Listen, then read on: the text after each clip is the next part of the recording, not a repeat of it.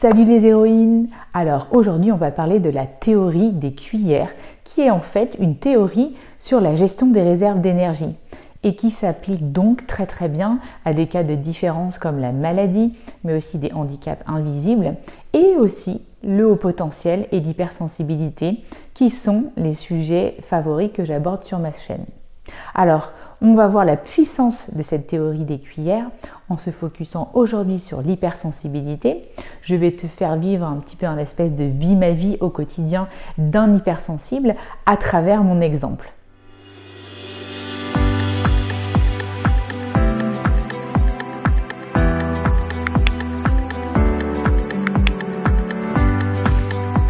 Pour celles et ceux qui ne me connaissent pas, je m'appelle Sandrine Larive, je suis coach et hypnothérapeute et j'aide les personnes neurodivergentes à mieux vivre leur quotidien et à surtout gérer leur niveau d'énergie. Un niveau d'énergie qui est difficile à comprendre pour les personnes qui sont neurotypiques. Alors, si à la fin de cette vidéo tu te reconnais en tant qu'hypersensible, je te propose d'aller continuer à investiguer dessus et de faire le test qui se situe juste en dessous de la vidéo. Tu y trouveras notamment un test pour les parents, mais aussi pour les enfants. Cette théorie a été développée en 2003 par Christine Miserandino dans son essai The Spoon Theory. En fait, elle est atteinte d'un lupus, donc c'est une maladie chronique auto-immune, parfois invisible. Et en fait, elle était en train de déjeuner un jour avec une amie. Elle prenait ses médicaments au milieu du repas et tout à coup, cette personne lui demande, alors qu'elle la connaît déjà, elle l'a déjà vue pleurer de douleur, elle a déjà été l'accompagner dans des rendez-vous chez des médecins. Elle l'a suivie depuis longtemps et pourtant elle lui pose cette question. Mais comment est-ce que tu vis ça au quotidien? Comment est-ce que tu vis ton lupus? Donc elle est très surprise. Et puis, au bout d'un moment, ça la force à se creuser un petit peu la cervelle pour pouvoir lui expliquer. Elle se dit que si elle ne peut pas expliquer ça à son amie, alors elle ne pourra expliquer sa maladie à personne. Un peu prise de court, elle a commencé à regarder autour d'elle pour trouver un moyen d'exprimer ce qu'elle ne pouvait même pas exprimer elle-même.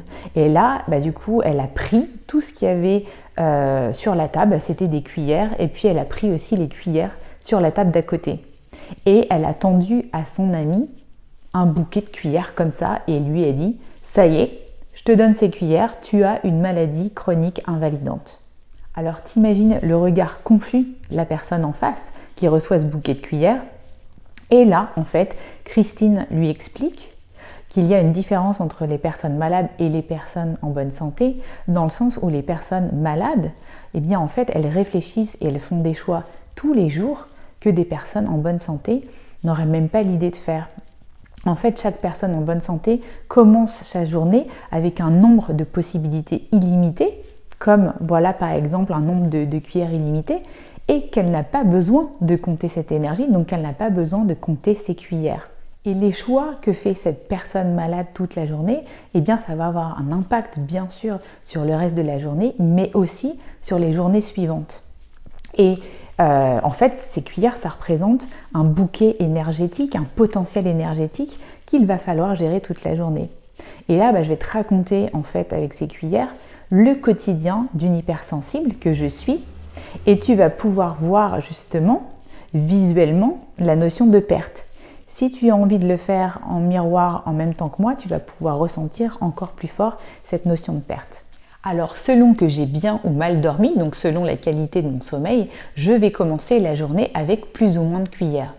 Imaginons par exemple que la veille au soir, j'ai eu des séances d'hypnose très tard, très intenses, très remuantes.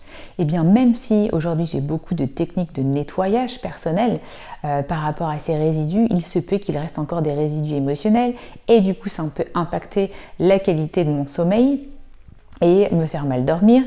Ça dépend aussi de si je dors chez moi ou si je dors chez mon compagnon. Après, il va y avoir aussi si mon voisin a décidé de chanter ce jour-là et de jouer de la guitare, je ne vais entendre que les basses et encore pire avec les boules caisses. Et là, ça va commencer à m'agacer et je vais mettre beaucoup plus de temps pour m'endormir. Et puis, il y a aussi la dernière option où ça peut être carrément une nuit blanche, ça n'arrive pas souvent, mais alors là, c'est sûr, la journée commence en mode zombie, évidemment, 0 cuillère et ça peut avoir un impact chez moi jusqu'à 2 semaines après. Prenons maintenant l'exemple où ma nuit a été moyennement impactée par parce qu'il s'est passé la veille, eh bien je commence quand même la journée avec moins de cuillères sur les 9. Donc hop, moins de cuillères. Il m'en reste donc 7. Alors après, il peut y avoir des moments où aussi on peut récupérer des cuillères. Le matin quand je me lève, je prends ma douche, du coup ça me permet de réguler mon flot de pensée, ça me permet d'être inspirée, de visualiser ma journée. Je fais aussi une session de yoga, je prends mon petit déjeuner et là, eh bien, je récupère une cuillère. Hop, je remets une cuillère. Me reste donc 8 cuillères. Alors quand j'étais aussi à Paris en entreprise, il m'arrivait tous les jours de faire des allers-retours en transport. Et là, souvent c'était le métro parisien, donc pour moi ça voulait dire directement moins de cuillères à cause du bruit, des odeurs. Je voyais la tristesse des gens aller au boulot le matin, du coup comme j'ai une très grande empathie, je le ressentais à 300%. Donc eh bien voilà, moins de cuillères, il en reste déjà 6 avant d'arriver au boulot. Arrivé au boulot, alors là il peut y avoir une conversation hyper négative avec un collègue qui te raconte sa journée d'hier ou voilà ses problèmes, et là du coup pareil, boum, ça peut faire moins une cuillère. Ne parlons pas aussi pour les hypersensibles des small talk, ces petites conversations superficielles à la machine à café. Quand on aime la profondeur, des fois ça peut être compliqué, le fameux comment ça va à la machine à café, et je te propose justement d'aller voir ma vidéo à ce sujet sur les small talk. Donc moins 1, hop, il reste combien de cuillères? Il en reste 5. Et après, ce qui peut arriver pour beaucoup de gens, c'est que tu travailles en open space toute la journée. Et alors là, c'est pareil, si tu es sensible au bruit, ça peut être une horreur. Alors parfois, ce qui m'arrivait, c'est de récupérer des demi-cuillères par-ci par-là en allant faire des présentations, des calls dans des salles ou dans des petites bubbles, c'est ce qu'on appelle des bubble rooms. Mais encore une fois, l'open space, c'était moins de cuillères et du coup, il en reste 3.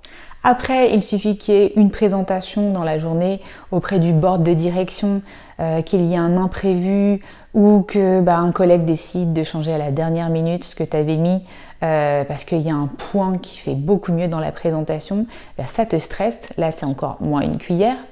Après, en sortant du boulot, qu'est-ce que tu fais régulièrement? Tu vas faire tes courses au supermarché. Sauf que quand on est hypersensible, du coup, il y a beaucoup de stimuli. Entre les néons, le passage dans des rayons qui sont hyper froids, le bruit des personnes qui bougent, des enfants, l'attente à la caisse, etc., etc. Hop, encore moins une cuillère. Et puis le soir, en arrivant, c'est ce que je faisais aussi un petit peu tous les jours, un petit peu d'administratif. Alors j'ai pas une phobie administrative, mais quand même, c'était pas une partie de plaisir. Et hop, encore moins une cuillère. Du coup, il me reste 0 cuillère pour la suite de la soirée. Le truc, c'est que maintenant, il y a encore des choses à faire. Soit je me fais à manger, soit je sors. Et si je sors, je risque de me trouver avec des sursollicitations encore. Si c'est un grand groupe d'amis, beaucoup de discussions, potentiellement des personnes aussi qui peuvent être négatives et qui peuvent encore en rajouter une couche, etc., etc. Donc il y a certaines fois où tu vas devoir rester à la maison et ne pas pouvoir sortir. Alors, du coup, ce qui se passe, c'est qu'on a en fait finalement, comme le dit très bien la chaîne Vivre avec, un tiraillement permanent entre des questions comme est-ce que c'est raisonnable ce que je vais faire? Est-ce que j'en ai besoin? Est-ce que j'en ai envie? Etc., etc. Et si on veut voir le côté positif des choses, ça te permet quand même de mieux te connaître, de mieux comprendre les activités, les événements ou les rencontres qui vont être soit une perte, soit une récupération pour toi. Et puis, bien sûr, ça va te permettre de ne pas aller jusqu'à un épuisement total, autrement dit le burn-out. Et là, je te recommande d'aller voir ma vidéo sur ce sujet. En tant qu'indépendante, j'ai appris maintenant à beaucoup mieux gérer mes cuillères parce que du coup, je peux avoir aussi beaucoup plus de récupération. Je peux décider à n'importe quel moment de la journée de faire une sieste, autrement dit une power nap. Et je sais que ça me recharge, même si c'est un quart d'heure énormément. Je respecte aussi beaucoup plus mon biorhythme, mes cycles personnels en tant que femme aussi. Et ça, c'est très important. Je gère tout en fonction de mes pics d'énergie de la journée. Et puis, bien sûr, j'ai appris à beaucoup mieux anticiper, planifier, doser. Et ça, c'est un travail important qu'on peut faire ensemble en coaching. En coaching traditionnel, on utilise aussi beaucoup la métaphore du tuyau percé.